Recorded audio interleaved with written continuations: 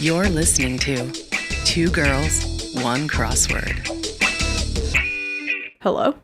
How many hours of sleep am I supposed to get every night? I think 8, but some people can function on less if they wanted to. Prove it. How many did you get last night? I can't do math right now. I'm like, what's the math of... Also, does the hour and a half of me snoozing my alarm every 9 minutes count as sleep or no? Well, I don't know. We should go listen to that sleep episode. I mean, you're definitely not an REM then, but you're not an REM for most of the night. True. Either. But I don't think it's a restful sleep. What's that about? Okay. Because, this is why I snooze my alarm as many times as I do. The reward of it, that feeling of just hitting it and going back to sleep sends a shock of dopamine to my system. I can't relax if I only know, because what's the snooze? Like 8 minutes or 7 minutes, whatever it is? It's like 9 minutes. 9. I can't relax in that. My favorite thing is when I wake up like an hour or 2 hours before my alarm, and I'm like, oh my gosh, I'm going to be late. And then I look at the clock and it's like 6 a.m. Then I'm like, okay, I get to go back. That is the best sleep of my life. That literally never happens to me. I'm shocked awake like a zombie when my alarm goes off, and then I snooze it for 10 times. I kind of wish. I have this thing, which is helpful but not, that my internal clock is on it. If I'm like, I have to wake up at this time, I almost always wake up before my alarm. It's very rare that an alarm wakes me up out of deep sleep, even if the time changes. It's like my body knows if I have to be up by 7:15, you better really be up at 7 looking at my clock to make sure my alarm, I didn't sleep through my alarm. Must be nice to have a body that works for you and not against you. That is one of the only things I'm naturally good at, to be fair. Okay, well, I'm proud of you then. I am proud of you. You can have that natural talent. I will continue to snooze my alarm. So this is actually what I do. Here's what I actually do. And then we can get into the meat of why we're here today. But what I actually do is I set 2 alarms in the morning. For example, let's say 6:15 and 6:30. Okay? Mm-hmm. The 6:15 alarm goes off, and Matt is close to the dresser, so he picks it up and gives it to me, and I immediately turn it off. And then my panicked mind is like, but you don't have another alarm. And then I check, and I already do. I always set the second alarm because I know that I'll panic about not having another alarm after I've shut the first one off. And so now I'm already, I'm awake, I'm out of that REM sleep. And so then the second alarm goes off, and I snooze it, and I snooze it, and I snooze it, and I snooze it. And I just... That's very annoying. I hate someone has to tell you. So, someone does have to tell me. Well, someone has told me, and I do know it's annoying, but I still live my truth. Stay true to yourself, I guess. I will. Speaking of truths, There's one truth we must tell all of our listeners today. Mm-hmm. And that is that you are, in fact, listening to Two Girls, One Crossword, your favorite weekly Podword crosscast. I'm Chelsea Rowan. I'm Grace Chapinka. That was beautiful. Thank you. Another week in paradise. It's like a lullaby. What if we just progressively kept talking softer and softer and softer until everybody was asleep? We could turn into one of those Sleep With Me podcasts. Perfect. Subscribe now if you would like that. Thank you. I feel like that market's tapped, but amazing job. If Sleep With Me, the actual podcast, if you've ever listened to that, it's like the guy just tells boring stories and gets paid. Hello. For free. Yeah. No, seriously. What are we doing over here on our podcast? I don't know. Maybe people do listen to this to put them to sleep. Who knows? Shall we get into our Pollapalooza? Let's do Pollapalooza. The poll this week was a good one, folks. Mm-hmm. If you're interested in our polls, head over to our Twitter. The Good Eve Girls? Yes. It's also linked below. So we asked, what's your favorite spooky season tradition based on the pagan festival Samhain? I already forgot to pronounce it. Potential answers: pumpkin carving, eating treats, dressing up in costume, or trick-or-treating, or as they call it, souling or mumming.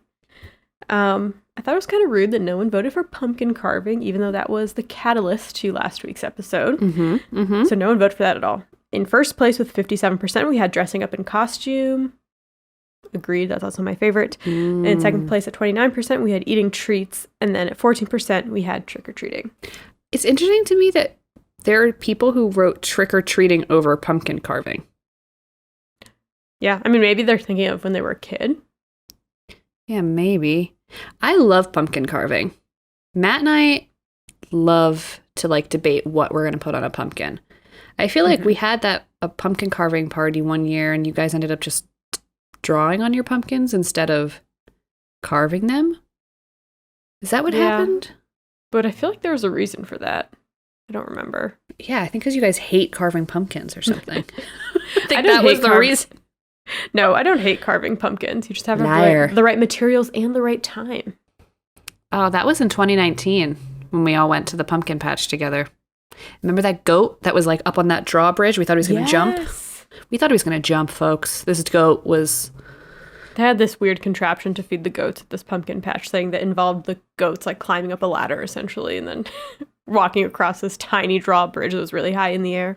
And then just standing there looking at you, and they know you have food, and they have this look in their eye like, am I going to do it for the food?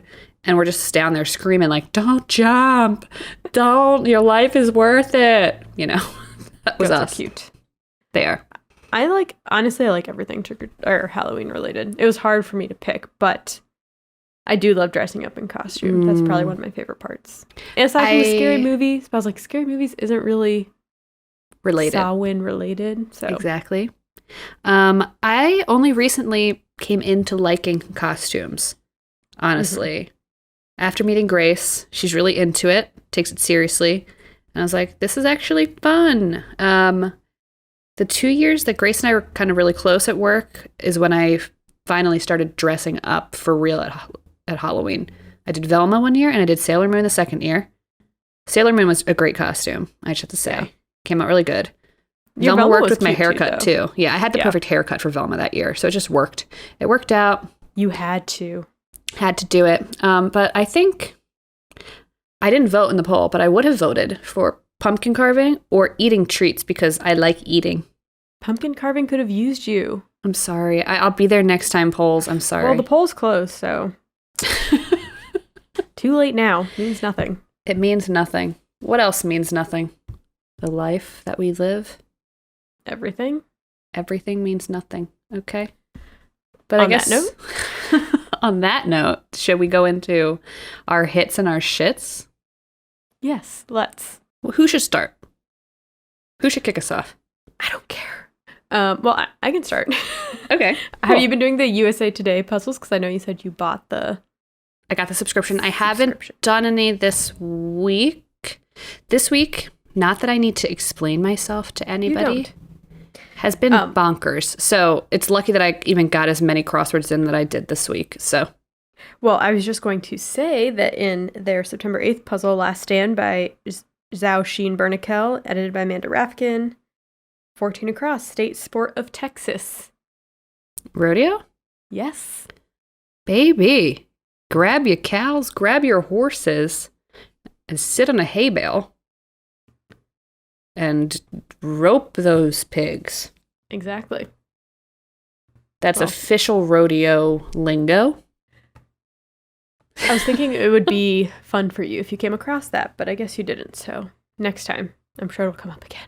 Sorry, I don't like fun in my life, I know as that. you know. Yes, I know. What else? What else? Well, go ahead. Speaking of Zhao Sheen Bernakel, she also did she had a New York Times puzzle on September 7th, double whammy, 2 days in a row. No whammy, no whammy. Us on the train. Yes. One of the clues I liked, 47 down, you might see a big bill from this at the pet shop. It was toucan. Yes. But she also did something that I love when they reference an actor by like their least, like when they do Cats for Idris Elba. Yes. 19 across, Jessica of Valentine's Day. And it was Jessica Biel. It's a good one. You love to see a light roast in a crossword once in a while. We do love to see it. Did you do the Friday, September 3rd New York Times by Brendan Emmett Quigley and Paolo Pasco? Oh, I didn't. I didn't realize it was Paolo. No offense Yes. to Brendan, I don't know him. Yes. Well, some good stuff in that puzzle. For instance, 15 across. I believe this actually showed up twice this week. One might have been a New Yorker, potentially. I can't remember. Conspicuously unfamiliar party guest informally. And the answer was rando. Yes. So true. Love it. Who's that rando? This was a really good one. 20 across. Words before yes, I cried in Return of the Mac. And the answer is, you lied to me. You know? Yes, No. I cried. Oh, You yes. li- yeah. Yes. Okay. Return of the Mac. Oh, yeah. That one. 42 across, Grace. This was, I think, for you specifically. Show of hands, question mark. Magic show? Up close magic. Up close magic. One of love the up cool close things that magic. we've done together is we've gone to up close magic shows together. We went to one. One, I heckled the poor magician because I was too drunk. Don't ever take me out and let me drink high life. I love up close magic. I actually went to a virtual up close magic show over quarantine. That's how much I love it. So The year that you and I went with our friends to this up close magic show for work, there was a big event. It's a yearly event in our industry that we went to, and one of the things that they had were people from this up close magic bar were at the event, just going around doing up close magic at this event, and I was like, oh my god, this is exactly where I need to be. I would just be in that one area. Exactly. And I want to end that puzzle. I liked 42 down, Enchantress in Greek myth, and the answer was Circe. I love Greek mythology. I love mythology. I love lore. As you all probably know, I'm a big freaking nerd. But what's really cool about Circe contemporarily is that Madeline Miller wrote a retelling of Circe's myth from a feminist perspective. It is a young adult book, I believe. Madeline Miller also wrote the Song of Achilles, which tells the love story between Achilles and, what is it, his name, Patroclus. Anyway, would recommend Circe. I'm obsessed with the retellings of, any sort of lore or myth from a feminist lens, because a lot of these stories that we have taught in school or taught in an academic setting are taught from translations made by men. And so that can kind of spin and make a really explicitly anti-woman through line in a lot of mythology. So read books by women, retelling stories about women to get a more well-rounded picture. Would recommend it. So yeah, that's that puzzle. Well, I did the Monday New York Times by Joshua Rosenblatt on September 6th. And this is I keep finding these phrases and then I'm I'm going to use this more in my day-to-day. And I never do. So You got to be better. I know. I need a journal where I keep them. You're right. But 54 across, have blank in one's, now I'm going to pronounce it wrong, belfry? Or is it belfry? Belfry? Bats in the belfry. It's when you're a little eccentric. Yes. Bats was the answer. But Amazing. I'm why don't I use that? Probably because I don't know how to, belfry or belfry. I'm sure someone will let us know. I could look it up, but why do that? Why Google when we have podcast listeners who write to us in our DMs? Exactly. I liked the theme from that puzzle, the Monday, September 6th by Joshua Rosenblatt. The theme revealer was 38 across, fashionable, or where you might find the starts of the answers to the starred clues. And the answer was in vogue. And the people that you can find in vogue, the answers were Chloe Zhao, Chanel Iman, Celine Dion, and Gucci Mane. Some of the clues are really cool, though. For instance, Chloe's clue is 17 across, Chinese-born director who became the only the second woman to win the Oscar for Best Director. Amazing, she won for Nomadland. She's also directing the new Marvel film Eternals, which is really cool. And then Chanel Iman is a runway model famous for her work as a Victoria's Secret angel. She's also famous for just being a high, haute couture runway model. She's amazing. I was obsessed with her in high school. And then longest resident performer at the Coliseum at Caesar's Palace, of course, is Celine Dion. Oh, longest running performer of barking at my apartment is my dog, Neptune.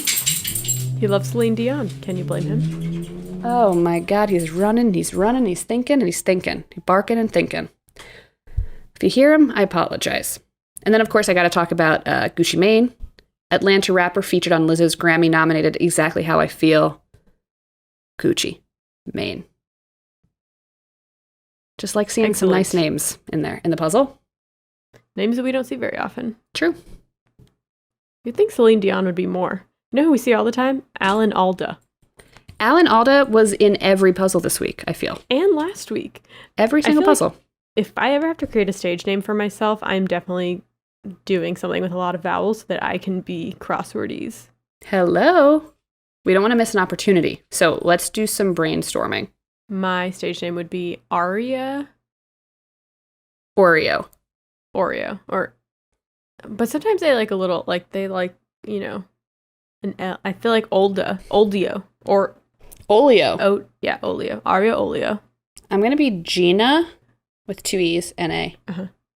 Gina Epe, E-P-E. Beautiful. That's us. We'll get the paperwork started. That's a crossword joke for you non-crossword solvers out there, okay? In Learning Something New news, the Thursday, September 9th, New York Times by Billy Bratton, 30 across, animal whose teeth are the strongest substance in the natural world. Hold on. Is this a hippo? No. I'll just tell you. Okay. Snail. Huh? That's what it is, snail. Snails have teeth? According to Billy Bratton, yes. And Will Schwartz agrees. So, prove it! I dare you to prove it. Did you do the Saturday, September 4th New York Times by Byron Walden? I believe I did. I did. Did you see 52 Across, favorite novelist of Twihards? So I forget how we were solving this, but I might have been solving it on like a Monday or a Tuesday with Matt or something like that. And so I was, kind of involved in like answering emails for work, and he was solving the puzzle, and he skipped over answering that question. So when I was able to have and I had some bandwidth and I went through the puzzle and I saw it was skipped, I was like, oh my God, how could you skip this answer? Anyway, I did give him a little bit of shame for it. He apologized. We moved on. But yes, Stephanie Meyer, Twihards, made it into the puzzle. You love to see it. I just like Twihards in the puzzle. I wish Twihards was the fill. The fill. But we can't have it all. You can't. That's something you might see in the OSA today, for which I'd be happy. Also, I enjoyed the 38 down clue, Florida City with a large Cuban-American population, 70%. Hialeah. Yes. Yes, it made me think of Hialeah, even though they're spelled differently. They do play a lot of Hialeah in Hialeah. It is spelled differently, but sounds the same. Mm-hmm. Although I didn't realize Hialeah was a city. I thought it was just like a, area in Miami. It is in Miami-Dade County. Okay. But it's its own city. Okay. Because my immediate thought was Miami, but then I learned something new.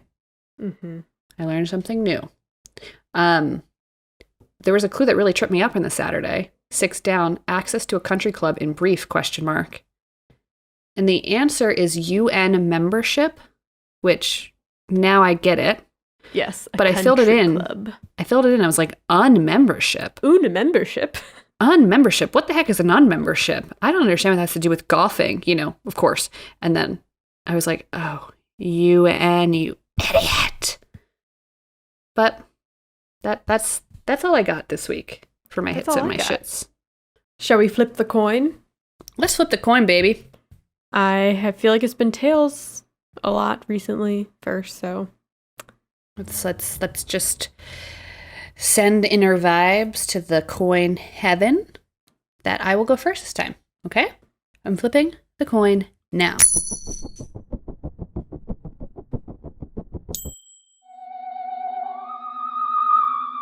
Tails. There is not a God. Okay? Because it is tails once again. Sometimes it happens like that. And other times it's been heads over and over again. And we've always respected the flip, so we can't go back on that now. Always have respected the flip. So my topic comes from the September 5th Sunday Washington Post puzzle called Cutting Carbs by Evan Bernholz. It is 15 down, hostel bed, perhaps. Bunk bed? And the answer is bunk. Are you talking about bunk beds? No, I'm talking about hostels. Oh. I'm still excited about hostels, but I was interested about bunk bed history. I don't think there'd be enough information on bunk beds. It'd be like, well, they save room because you have two beds stacked on top of each other, and that's it. All right. Hostel is a very Grace topic. I love a hostel. Everyone knows this. Have you ever stayed at a hostel? I've stayed at a couple hostels, yes. Yes. I have stayed at many hostels. Obviously, I talk ad nauseum about how I love to travel. Mm-hmm. The only reason I've been able to travel, well, not the only reason, but one of the main reasons I've been able to travel so much is because I stay in hostels. I love hostels. I do a lot of solo traveling, and it's perfect for that. So yes, I'm excited to talk about them and maybe encourage some people to think about hostels next time they travel. Mm-hmm. So, the first hostel.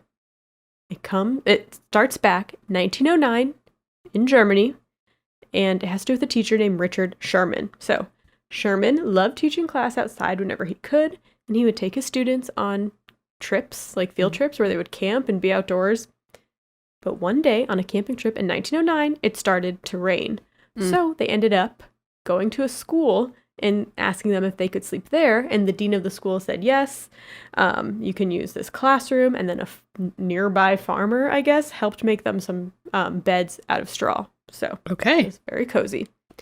But this gave Sherman an idea. He was like, we need budget accommodations for young people, for students to travel around. Why don't we use schools when they're not being, on holidays and stuff, when they're not being used, we can use schools as lodging for students.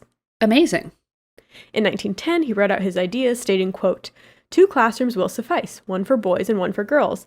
Some desks can be stacked away, thus freeing space to put down 15 beds. Mayhaps a bunk bed. Not at this time, but each bed will consist of a tightly stuffed straw sack and pillow, 2 sheets, and a blanket. Very simple. Each child will be required to keep their own sleeping place clean and tidy. And students would also have to help out with daily chores like cleaning and cooking. The accommodations would have fixed curfews. They would lock down, a certain time of night.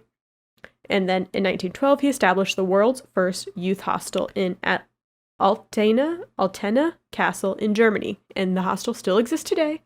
And it still is a working hostel, so you can stay there. That's kind of cool. Let's go.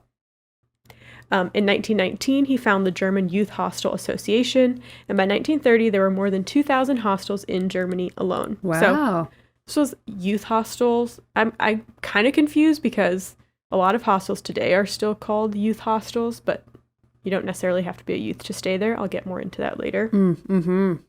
But this type of youth hostel, specifically for students to, learn about things, caught on in other countries around Europe, namely Switzerland, the UK, Ireland, the Netherlands, Norway, Poland, Belgium, France, and Denmark. By 1931, there were 12 different youth hostel associations in Europe with a combined 2,600 hostels. Wow. But each association did things kind of differently, and to fix this, they held an international convention in Amsterdam in October of 1932. Representatives from 11 hostel associations were invited to attend, and it was there they created the International Youth Hostel Federation. Wow, okay. And Sherman was appointed the first president, which makes sense. Damn, okay. And interestingly enough, because I feel like we don't really hear about hostels that much in the U.S., in 1934, the idea of a youth hostel actually became quite popular in the U.S. So Isabel and Monroe Smith, they founded the first American youth hostel in Northfield, Massachusetts. And since then, the American Youth Hostels Organization was formed to promote youth hostels in the U.S. By 1935, there were 30 youth hostels around New England. They were marketed towards cyclists and outdoor enthusiasts. Mm-hmm. FDR was made the honorary president of the organization, and he said, hostels are, quote, far better than schools, and that they give, quote, the best education he's ever had. What kind of education he's talking about? Okay. Sex ed. Oh my God. But yeah, so youth hostels were big in the U.S. too, just a way for students to be able to travel and learn and meet other students, etc. Mm-hmm. That's, I think, one of the cool things about hostels. I'm sure you're going to talk about that, but like, that's the coolest experience I had in a hostel is like that, exposure to other people your age, people not in your age bracket, but people also from all over the world. Exactly. So during World War II, a lot of hostels in Europe closed down. Makes sense. And today, youth hostels are the minority. Most are now technically backpacker hostels that function very similarly, but they don't have like fixed curfews or mandatory chores, except, it's customary that you clean up after yourself and in the shared kitchen and shared spaces. Mm-hmm. Backpacker hostels are for all ages, although I have seen some hostels do have, age maximums. Mm-hmm. And maybe minimums too. So backpacker hostels boomed in the 1960s thanks to traveling hippies. It wasn't called a hostel then though. Most got around via hitchhiking or walking trails, and many travelers followed fragments of the old Silk Road. So that was the trading route that connected Europe to Asia. So the most popular trail took travelers through Turkey, Iran, Afghanistan, Pakistan, India, Nepal to Thailand. And they stayed in places called freak hotels. These freak hotels acted simultaneously as lodging, but also as just like a gathering space and eating space for people to, share traveling anecdotes, meet each other, exchange belongings if they needed to. Mm-hmm. Freak hotels started popping up all over the place to cater to these travelers, and then sometimes like either next to it or associated with it, there would be cheap transportation, psychedelic shop, restaurants, coffee shops, which you often still see with hostels today. Mm-hmm. A lot of hostels are over a pub or a restaurant, or they have a restaurant in the front. Mm-hmm. In 1973, Tony and Maureen Wheeler published their first guidebook, Across Asia on the Cheap, about their journey across Asia in 1972. Their trip covered the hippie trail from London to Sydney. They recommended hostels along the way, and the Wheelers would go on to create the Lonely Planet guidebooks. Oh, there you go. Especially pre-internet, that's like where you figured out where to stay. Oh, yeah. Oh, yeah.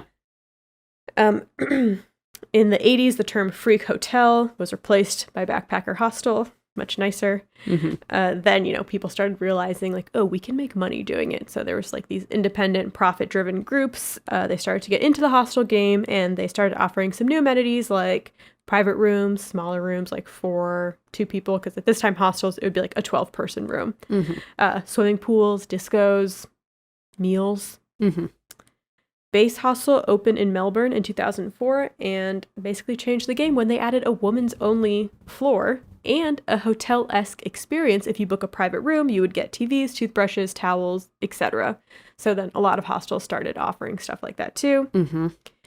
Today, there are about 15,000 hostels worldwide, but only 300 are in the US. Wow. I wonder why.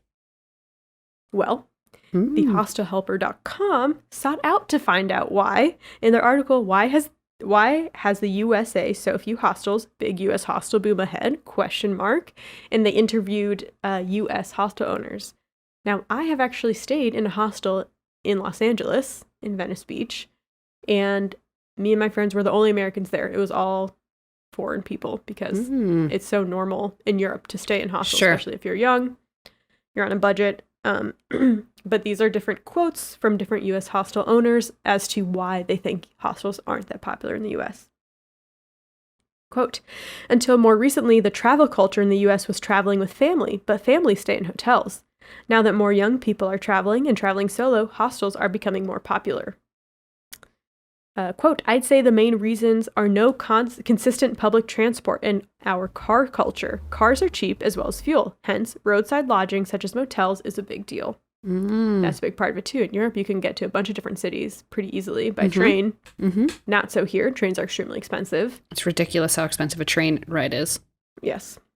Quote, students have to worry about college debt and the high cost of living, so traveling isn't always an option for us. Very true. True. If you stay at hostels, you will meet so many young kids right out of high school taking a gap year just to travel. They don't have to. In the U.S., I feel like people take a gap year to work so they can pay to go to college. Right. Another one. It is mostly a cultural thing, as many travelers in the U.S. revert to motels and hotels, spending less time in one place and more time on the road. In other nations, it seems travelers are more often looking to stay in a certain place for a few days and wish to meet other travelers through shared accommodation during that time. I think it all comes down to a community versus independent approach to traveling and experiencing the environment. That's interesting. I feel like this is a huge part of it is the idea of having to share your space with other people is so counter like this individualistic society that the US breeds. For sure. There's something about like going on vacation and like you have a long day ahead of you, and then at night you want to go to your hotel room and just be like in your space, you know? And like that's very much not the case at a hostel, because like you could go to a hostel and like there might be curfews or you might be in a quiet room or whatever, but still like people are coming and going and like at all hours, and you know. I do think Americans can't wrap their head around giving up like a little bit of their comfort, you know. Oh, for sure. We're not bred that way. And then the last one, quote, "There are many points we can make about sociological stipulation and stigmas or even individualistic based societies, but primarily I believe it is based on a lack of awareness on a wide range of what a hostel can be." And I feel like this is very true, because some hostels are really nice. Like I said, if you get a private room in a hostel, it's basically like a hotel. You have an ensuite bathroom. I thought it was funny. A lot of people in, they interviewed a bunch of people. A lot of people said that the horror movie Hostel that came out in the US, I was just about to say, did not help things. And I agree, because anytime I tell someone I stay at a hostel, they get like freaked out and think it's like the Hostel movie. I have never seen that movie. It's horrible. It's horrifying. Yeah. Not saying that bad things don't happen in hostels. Bad things can happen everywhere, but I've stayed in many hostels alone, and I've only ever had good experiences. I know that people have had bad experiences in hostels, for sure. You always have to, you know, be as careful as possible. If you're a woman, highly suggest staying in a female-only dorm. But yeah, that movie basically, like, but it's so, of course, that movie would come out in the US. Of course. Never even stayed in a hostel, or even a lot of these people are like, people don't even know what hostels are. Right. Exactly. Half the time people are calling, asking like what exactly a hostel is. Right.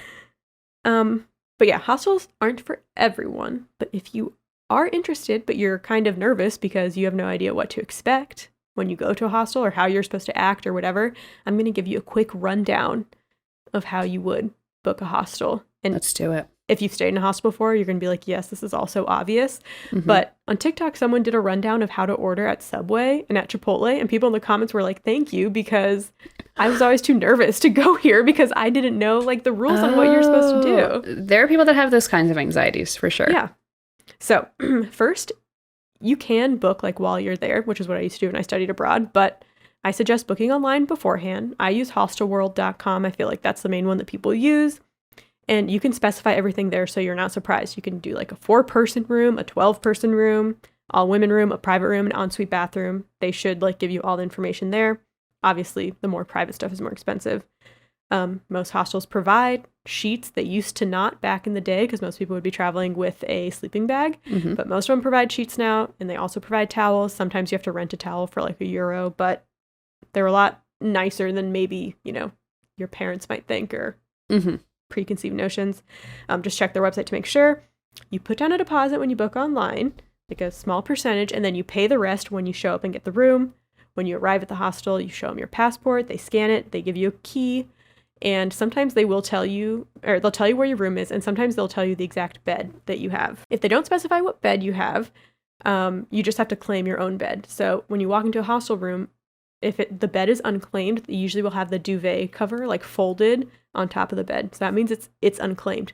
So you can claim that bed, and you can make the bed to show that you've claimed it. You should bring your own lock. Most of them have lockers or drawers where you can lock up your stuff while you're gone if you're worried about it.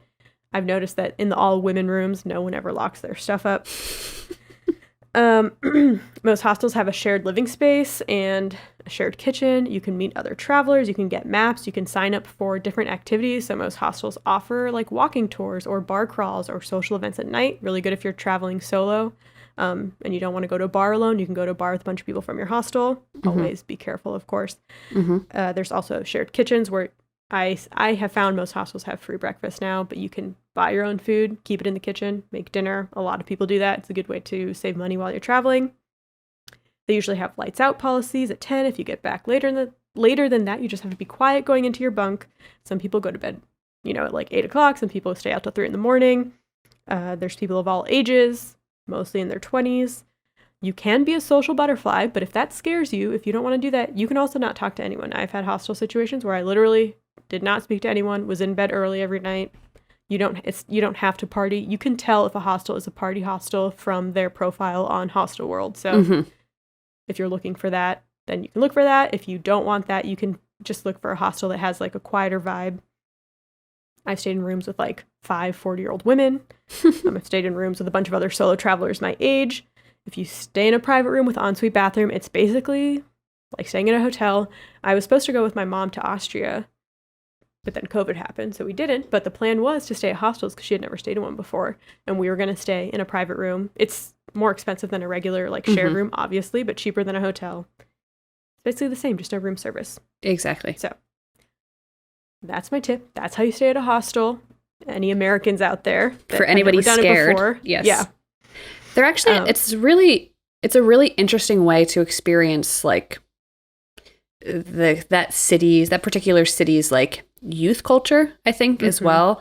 Yeah, and I think it's an interesting way to experience that certain neighborhood, because the hostels tend to be involved in the neighborhood as well, or like they have events that they have. They partner with different like local bars, be like, oh, you can get deals here and there.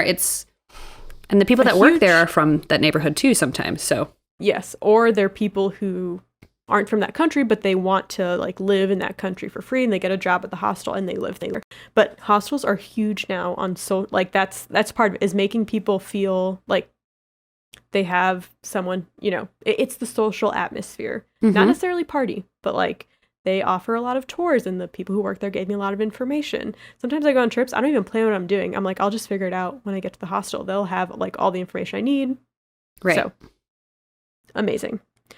I'm just going to end with some of the coolest hostels in the world. And of course, some of these are more expensive than like the typical ones, but there is the Met A Space Pod in Singapore, which is a space-themed hostel with futuristic sleeping pods, spaceship-like controls. It's all like NASA, well, not NASA, but space-themed. I've stayed in a space hostel in Iceland, and it was very cool. You have like, you close the little doors into your bed, purple lights. There's the Railway Square Youth Hostel in Sydney, Australia. So you get to stay in a railway carriage at Platform 0 of Central Station. So it's basically converted train cars. Very cool. Looks very cool. The Jumbo Stay in Stockholm is located at the actual Stockholm airport. And it's a jumbo jet that's been converted into a hostel. So you could there's a room in the cockpit. You could even stay there. And the little windows are like airplane windows. Very cool. This is the Book in Bed Hostel in Tokyo. I want to stay here. It's a combined bookstore and hostel, and the beds are like nestled among or behind bookshelves. It's so cute. Let's go to Tokyo right now. I want to. The Urban House in Copenhagen is in a vintage tattoo parlor.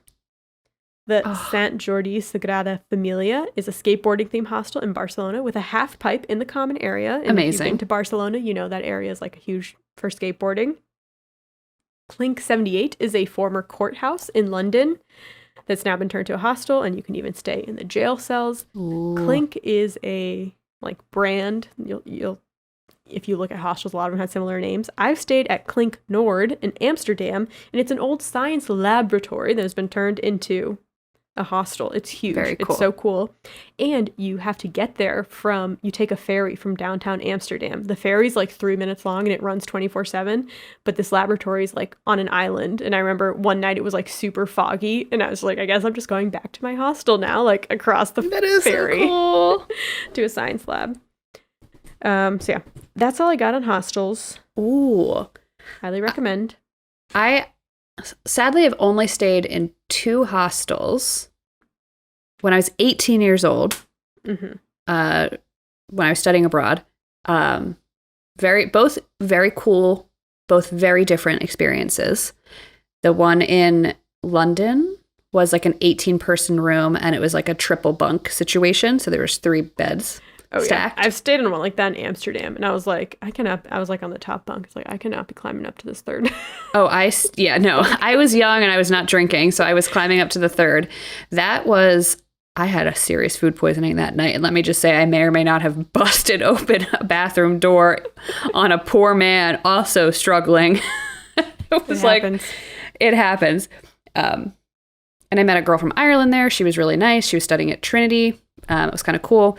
But I met somebody at the hostel in Paris that I still stay in contact with to this day. Like, I mean, we don't often message each other on Facebook, but maybe once a year. We always say happy birthday to each other. He was traveling from Indonesia, I believe. His name is Mo. And he was there with a cousin of his. And we, every night after we were out and about in Paris, we would come back and talk about what we did that day. He was so interested in the American culture. I was so interested in his culture. He was astounded when he asked how much we pay for school. And I said, $40,000 a year. He was like, $40,000 total? That's crazy. I was like, no. If you live on campus a year, I thought he was going to pass out. Because he went to college for free as long as he signed like a 5-year contract with this company. So he had to work 5 years at this company afterwards to go to college for free. And like, that's how it works and where he's from. And I was like, holy crap, I wish that was the case.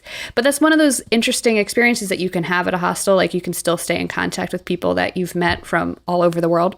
But that hostel in Paris had a shower in the middle of the room. No curtain, no walls. That was surprising. And it was also, it doubled as a nightclub for high schoolers that weren't staying at the hostel. So it was like a very weird vibe. I have to say, I've stayed at, when I was studying abroad and had no money, like really no money, I was staying at some very potentially bedbug hostel. I mean, whatever. It all turned out fine. Yes, of course. I used to be like, anything above 7 stars is good on Hostel World. Now it's like, it has to be above like 8.5 and higher for me to stay at.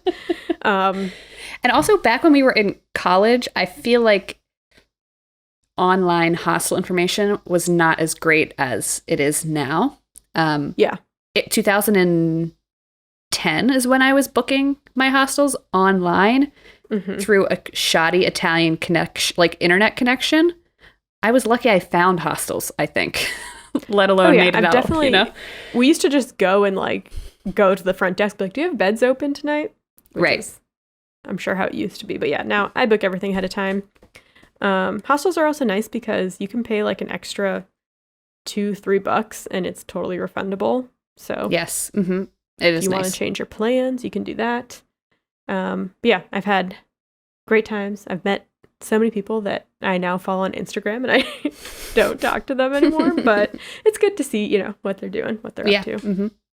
Very cool. Oh, now I want to go travel. Let's go to Tokyo. Well, I'm supposed to be going to Germany. Oh, yes. Next month, supposedly, for a wedding, people, if COVID doesn't stop us. Yeah.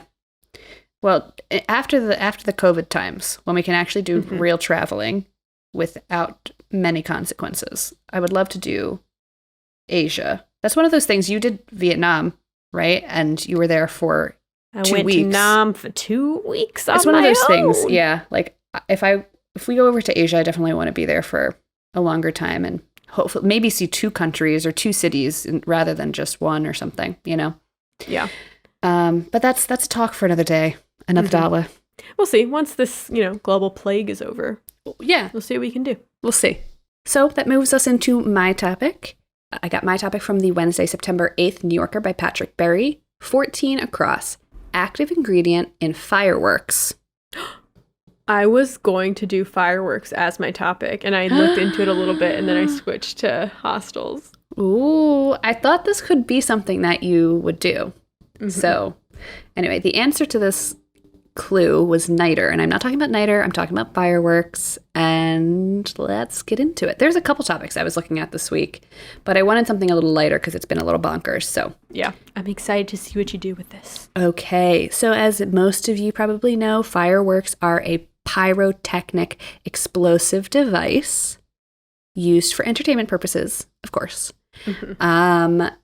Fireworks have 4 primary effects, and they are noise, light, smoke, and also floating material, which is usually some sort of confetti. They're designed to burn with colored flames and sparks, and those colors can be literally any color of the rainbow, usually red, orange, yellow, green, blue, purple, and silver.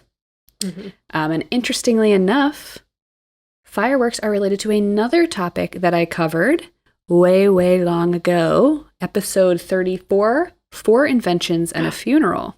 Yes. Which I talk about the 4 great inventions that came from ancient China, and those inventions are papermaking, printing, the compass, and of course, gunpowder. So let's begin. I got a lot of ones associated with fireworks. Only time will tell. Technically, I guess two of these could be. Yeah, exactly. Two of these are related then, but one mainly. Mm-hmm. All right. Before I get in, I want to tell you where I got my information. I got most of it from American Pyrotechnics Association, an article on Live Science, and then a couple articles on the Smithsonian, one of which was The Evolution of Fireworks by Alexis Stempian. That was interesting. So before we get into the history of fireworks, let's talk about how they work, okay? Most modern fireworks consist of an aerial shell that is shot into the air, okay? It's like launched into the air. And inside that aerial shell is gunpowder and dozens of small pods. And these small pods are called stars. The stars measure about 1 to 1.5 inches in diameter, and each star holds fuel, an oxidizing agent, a binder, and metal salts, which add color to the explosion. So a firework also has a fuse. So you light the fuse. The shell is projected into the sky in some way. The fuse then lights everything inside, and then everything inside explodes. And as that explodes, then you get the colors, you get the sound, etc. So each of these pods, the stars inside this aerial shell, equals one single dot in a firework. So if you're watching and you see one of these big explosions that has like 100 stars or dots in the sky, every single dot is a star inside the aerial casing. So keep that in mind. Mm-hmm. Who knew? And when the colorants are heated, so inside the stars you have metal salts. When those are heated, their atoms absorb energy, then produce light as they lose excess energy. And the chemicals produce different amounts of energy, which means they produce different types of color. And so that's where the color comes from. Okay. Apparently. That's a science lesson I just gave you. Didn't understand a word I just said, but I gave it to you. I totally understood everything. Thank you. Some fireworks recipes also include sound elements, which is kind of fun. There are layers of organic salt combined with oxidizer potassium perchlorate, and each layer burns one at a time. And as each layer burns, it slowly releases a gas, creating the whistling sound associated with most fire rockets. Wait, they add the sounds? They add the sounds. So you listen to a fireworks, and some of them sound different to one another. So you have like the sizzling, right? They're the whistling, right? And then you can add aluminum or iron flakes to create a hissing or a sizzling sparkle. And then titanium powder creates loud blasts. And what if they didn't add that? You can actually have silent fireworks, and there are some cities that mandate silent fireworks. That's what I need to go to. Because they want to stop, like, upsetting pets and stuff, which makes sense. And me. Fireworks are loud. It's true. They are loud. I don't actually enjoy sitting close to a fireworks display. From afar, very well. But up close, it's just like, I'm like, do I have tinnitus or something? Like, I can't do this. We need to be there with, like, our sound blocking. Like, you know, the things that they give children at concerts. Exactly. And I've seen adults use those, too, and I need to be one of them. No, next time you go to a concert, you need to make sure you're wearing your earplugs, folks, because we're all gonna lose our hearing. I've already started losing my hearings. I'm not saying this to like brag, but I've seen like over 200 concerts throughout my young adult life. And I mean like high school into college, to the point where like I hate going to concerts now because I've seen too many of them. And it was my goal to be as close as possible, as close to the speakers as possible, no ear protectants at all. I definitely feel like my left ear, I hear worse than my right ear. I gotta go see an ENT. I gotta figure it out, but I might be fucked. I might be fucked.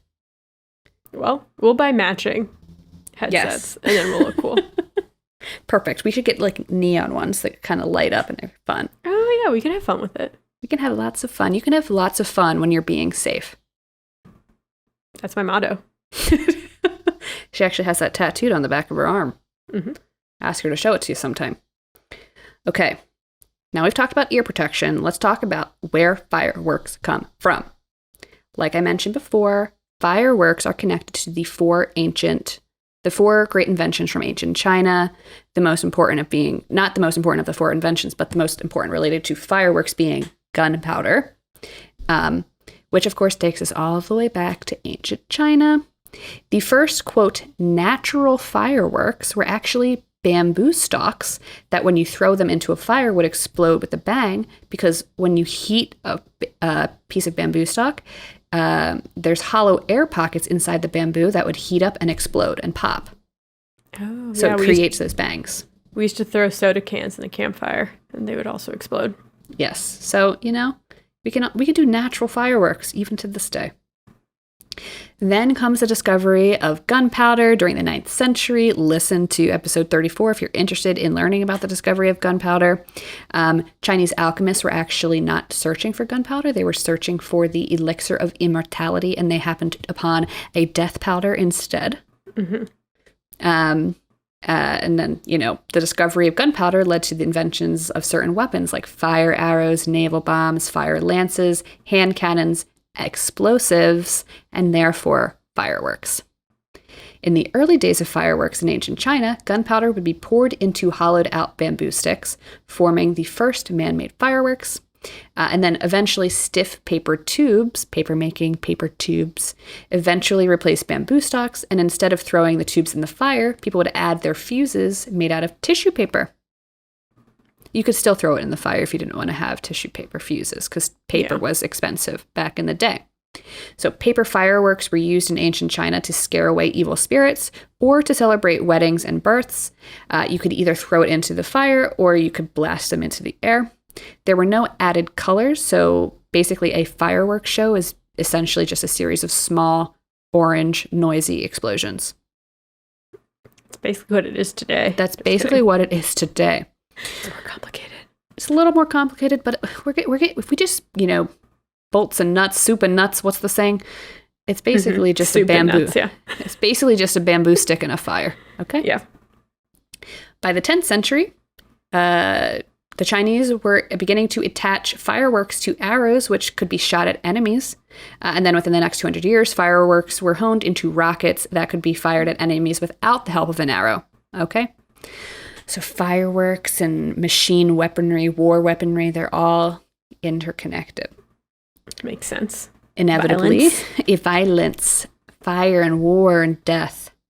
Inevitably, the invention of gunpowder, and therefore fireworks spread. It changed the shape of the world. In 1295, the very famous Marco Polo,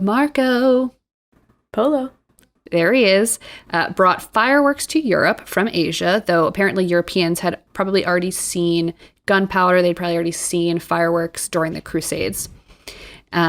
Then around the 13th century, the recipe for gunpowder made its way to Europe via diplomats, explorers, and Franciscan monasteries, or missionaries, I should say. And of course, gunpowder was used to develop weaponry, but people in the West still loved a good fireworks show, and they continued to use them to celebrate various things like military victories, religious events, and royal celebrations. If you attended a fireworks show in Europe in the 1600s, the science would not have been much different from that was used in ancient China. But fireworks shows had a bit more showmanship to them, okay? These shows were orchestrated by people called, quote-unquote, fire masters. You could go to school for this, okay? They're essentially pyrotechnics. And the fire masters' assistants were called green men. Before the show, green men, who were named for the leaves that they wore to protect themselves from fireworks and their sparks, would tell jokes to the crowd, kind of get them in the mood, get everybody ready to celebrate, and then they would put on these big pyrotechnic shows with their fireworks. Being a green man, as I'm sure you can assume, was not a very safe profession. It was extremely dangerous, and I'm sure extremely dangerous in the 1600s because you got these people that don't actually understand science, really, putting together they lots understand science just more than we do, probably. Well, actually, that's fair. That's extremely fair. But they were only wearing leaves. Okay. I feel like that's leaves good protection. I want you to wear a leaf and stand in front of a rocket cannon. You don't know that I haven't done that. It's true. I'm sorry. Okay, so enough of the green men. Apparently, the very first European royal fireworks display was thought to be Henry VII's wedding day in 1486. And then in 1685, James II's coronation was apparently so amazing that the firemaster earned himself a knighthood. He was knighted for being so good. People were so easily impressed then. That's what I'm talking about, okay? They didn't have TikTok. They had fire masters and green men running around in leaves, okay? And then Peter the Great, Tsar Peter the Great of Russia, apparently put on a 5-hour fireworks show to mark the birth of his son. Okay, we get it. I'm sure his wife loved that. Can you imagine being like a peasant in Russia at the time and you like literally have 2 hours to sleep before you have to go back into the field doing some sort of back-breaking labor, and the king keeps you up with a 5-hour fireworks show with the birth of his son that will eventually enact some horrible law to like ruin your life even more? How great. Yeah, amazing. What a life. What a life. During the Renaissance, pyrotechnic schools were popping up, like I said, across Europe, and the schools taught eager students how to celebrate or how to create elaborate explosions. In Italy specifically, fireworks were particularly popular. In the 1800s, Italian pyrotechnics began incorporating trace amounts of metals and other ingredients to enhance brightness and to create shapes within the firework. The Italian pyrotechnics also developed more colors for fireworks. Thank you, Italians, for creating colors. They would, mix a bunch of different chemicals to create a bunch of different colors. They don't use the same chemical mixtures today, but we have the Italians to thank for the thought. And then it was the Italian pyrotechnics that also developed the aerial shells to encase fireworks explosive materials. Wow. Up until this time, what were they shooting? What was it? Was it just fireworks? They were probably like at ground level. Like a bag, like an open bag, just on the ground or something. Yeah. Very safe. They were like, maybe we should make the explosions further from people. Right. And the pyrotechnic masters were like, no, give them more leaves. That's all they had. They'll be fine. They'll be fine. Fireworks continue moving west to the American colonies. Thanks to our British roots and one man named John Adams, Americans celebrate Independence Day every year with a fireworks display. On July 2nd, 1776, 2 days before the Declaration of Independence was signed, John Adams wrote a letter to his wife. This day will be most memorable in the history of America. I am apt to believe that it will be celebrated by succeeding generations as the great anniversary festival. It ought to be solemnized with pomp and parade, bonfires and illuminations, which is what they called fireworks, from one end of the continent to the other, from this time forward forevermore. And thus, the importance of fireworks was cemented in American history. Thanks, Johnny John. And early American fireworks displays were often accompanied with other weaponry displays, such as shooting rifles or other guns, and also cannons. So, like, you would have, like, big pyrotechnic displays, and then they'd be shooting all this, like, war machinery stuff. Talk about ear protection. Talk about ear protection. Talk about protection in general. Eventually, they put a kibosh on all of the guns and the cannon. They were like, this is not safe. Let's stop. And so they did. Stop shooting cannons into a crowd. Yes. But like I said, fireworks were embedded into American culture, and they are the cornerstone of American summer celebrations, right? Like, if you're living your typical Americana dream, or just anybody that believes in, like, Americana, then you will see fireworks during the summer. You just will. It is Navy Pier does fireworks every night at like 10 o'clock in the summer. Every night. It's actually really nice to, like, drive down Lakeshore Drive as the fireworks are going off over the lake. It's pretty. Yeah. But I think they're really, well, are you going to go into this? I think they're really bad for the environment. They are bad for the environment. I am not going into it, but they cannot be recycled. They shoot a ton of chemicals into the air, which then fall into the ground and into the wildlife. A lot of fireworks happen over water, so that's all just pollutant going into water. We're like, but it's pretty. Yeah, you can't recycle fireworks, so that's, like, another problem. So you got all this, like, blasted cardboard and shells and, like, all this stuff just littered the ground, and then it goes into a landfill. You gotta love it. But yeah, no, fireworks are not that good for the environment. You should switch over to, like, light shows or something. Not that good for the environment. They're not good for the environment at all. No, at all. Yeah. No. You can have a little firework as a treat. Not to diminish the negativity of the fireworks. They're not good for the earth, okay? Mm-hmm. What I will be talking about, instead of the health of the earth, I'm going to be talking about the most dazzling fireworks displays around the world. There are so many fireworks displays, I mean, in America alone, but in North America, on every continent, every city has some sort of fireworks display. All major festivals have some sort of fireworks displays. So it was kind of hard to really narrow down which displays I wanted to talk about. So I just picked the ones that sounded the coolest. Well, maybe this will convince me because to be honest, I never really got the big deal about fireworks. And I have friends who love fireworks. I'm sorry. I like setting off fireworks because I like playing with fire. But if I'm just watching a fireworks show myself, it's like... Okay. They're loud and noisy, and like most of the fireworks shows I've been to are like at my small town, like 2-mile wide town who puts on a 4th of July fireworks show at the high school football field. You know what I'm talking about? And it's like a 20-minute display of like boom, boom, boom. Like there's no real actual design. Yeah. If you're going to one of the major fireworks displays, they are like engineered and designed for years leading up to the actual performance. So like that's something to think about. I was actually thinking about talking about there is like the American royal family of fireworks, the Grucci family, and they do it's like 5 or 6 generations. An Italian immigrant came to Coney Island, set up shop, did it as a hobby, and now 6 generations later the family is still doing fireworks, and they do the biggest fireworks displays all around the world. And there's a couple like major competing families that like butt heads. That would be a good reality TV show. Sparks would fly. Could be the literally. Tagline. I've been to the fireworks show at Disney World for New Year's. I mean, there's only so much you can do with the fireworks. I don't want to offend anyone. I know some people love fireworks. People claim that they have the best fireworks show ever. I guess I'm just not that easy to please. Basically, she's saying prove it. Yeah, exactly. Anyway, sorry. Continue. All right, let's talk about some fireworks displays, and maybe I will change Grace's mind. Okay? Let's see. The first is at Lake Biwa in Japan. I probably pronounced that wrong. Apologies.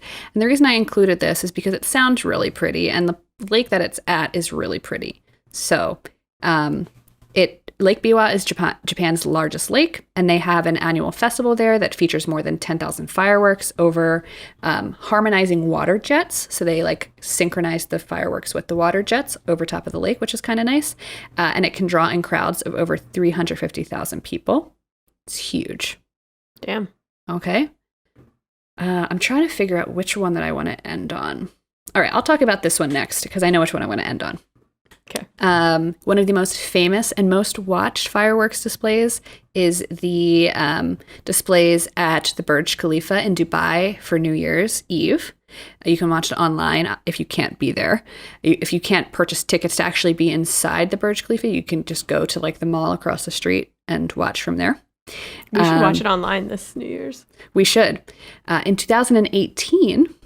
the United Arab Emirates, the UAE, usurped the throne of the world's biggest fireworks with their New Year's Eve fireworks coming off of the Burj Khalifa.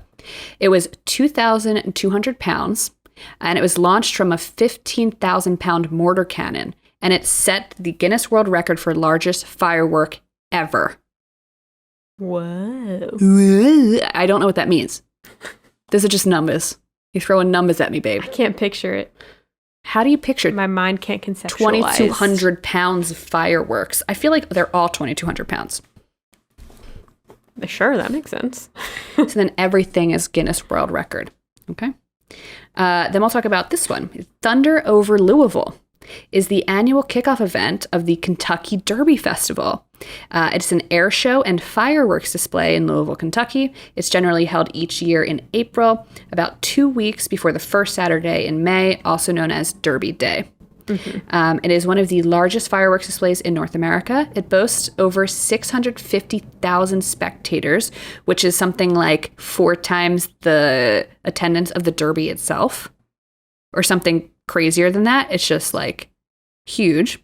Yeah. They have 8 400-foot barges that launch fireworks provided by the Zambelli Fireworks family. And they also they shoot fireworks from both sides of the George Rogers Clark Memorial Bridge, and more fireworks are launched from the bridge itself.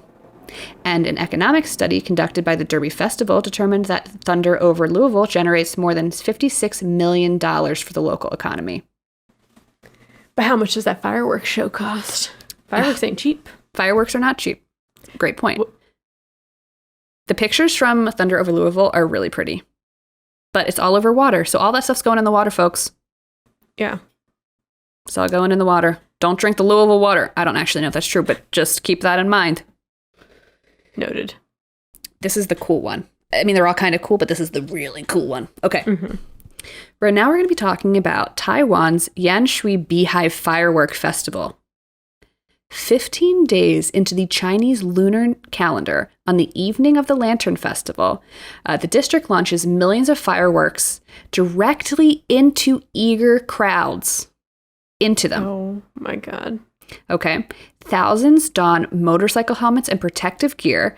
They take a swig or two of, liquid courage and take to the streets for a chance to be battered by explosions. And at the festival, nearly catching fire is considered a good thing. Okay. The festival begins with the parade of palanquins, each carrying a holy figurine. Giant cylinders known as beehives are stuffed with bottle rockets and placed every couple yards along the parade route. As the parade inches through town, crowds rush to huddle around the beehives. Sirens wail to warn anyone with second thoughts. And then the hives are lit. Within moments, trails of light scream in all directions like a swarm of angry bees bursting from a nest. Flaming cardboard rolls ricochet off helmets, leave bruises, explode at random points inside massive crowds. People will throw down their own rockets from apartment balconies above. It's just complete mayhem. The blast will only last for about a minute or two before culminating in a dazzling skyward fireworks display. The pictures from this are crazy. People are literally wearing huge protective outfits. Do they die? Has anyone died? That's a great question. I didn't look that up at all. I feel like in the U.S., a lot of people lose an eye or an arm. It's really bad. Yeah. Yeah. The origins of this festival, this Beehive Festival, dates back to the late 1800s. That was when the cholera epidemic was happening. It was happening for more than 20 years. The locals asked a Chinese god of war to kind of ward off the disease. And on the day of the Lantern Festival, firecrackers were set off along the road in hopes of inviting the god of war to the village. And then the epidemic subsided, but the tradition continued and grew from there. Very cool. I actually went to a weird firework parade in Barcelona. Did you? Where they had it was more like giant sparklers at ground level, and the little sparks were hitting you. Ah. And I was like, this would never happen in the U.S. No. Ever. No, someone would be up at the city council just screaming into the mic. I have another firework anecdote where it was 4th of July, and I was at these people's house, and they had a dog that was scared of fireworks, so they put the thunder suit on the dog, and then we all went up on the roof to watch. And then when we all came downstairs, and the dog pooped all over the house because it was so scared. It had diarrhea everywhere. And then the other dog was barking like crazy to be get down here. Oh, Tulip my is pooping God. Everywhere. Whatever her name Oh, was. that's so sad. Yeah, my dog does not like fireworks. I feel bad for him. And people we don't get tons of fireworks where we are, but people light them in the alleys, especially around 4th of July, that kind of stuff. And it's guys, can we just take this somewhere else? I can't do this until 3 in the morning. Yeah. And then everyone on next door is I heard gunshots. It's shut up. Go to sleep, Betty.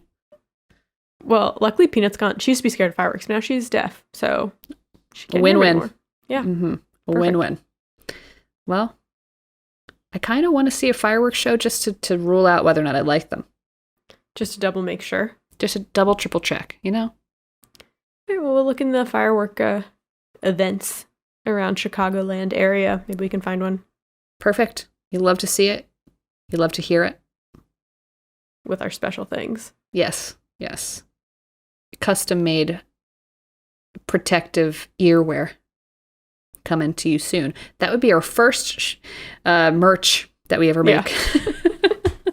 With our faces on it, our cartoon faces. Exactly. But that's it, and that's all that I got for you today. Cool. Well, thank you. I'm glad I didn't do that because, we don't like to have a double topic. We don't often like to do that. We like to do it occasionally just to throw a wrench in everyone's life, but it is shocking on the day of recording when we have to suddenly scramble to figure out how we're going to tell this topic together. Luckily, Grace and I are me today. No, luckily Grace and I often, if we do the same topic, we kind of find different things that we're interested in about that topic. Like you heard Grace was talking about, is it environmentally friendly? How many people died? Like, not that I'm not interested in those things, but I'm drawn in different directions than she is. So yes, we usually make it work. Well, thank you for joining us, everyone. Yes, always a pleasure to have you here. And we'll definitely see you next week. But in the meantime, you know where to find us. Twitter at The Good Eve Girls. Instagram at The Good Evening Girls. Or TikTok at The Good Eve Girls. And as always, be sure to keep curious. Yes. Okay? Keep curious. And we'll see you next week. So annoying. Okay. We are, Bye, but everyone. I love it. Goodbye.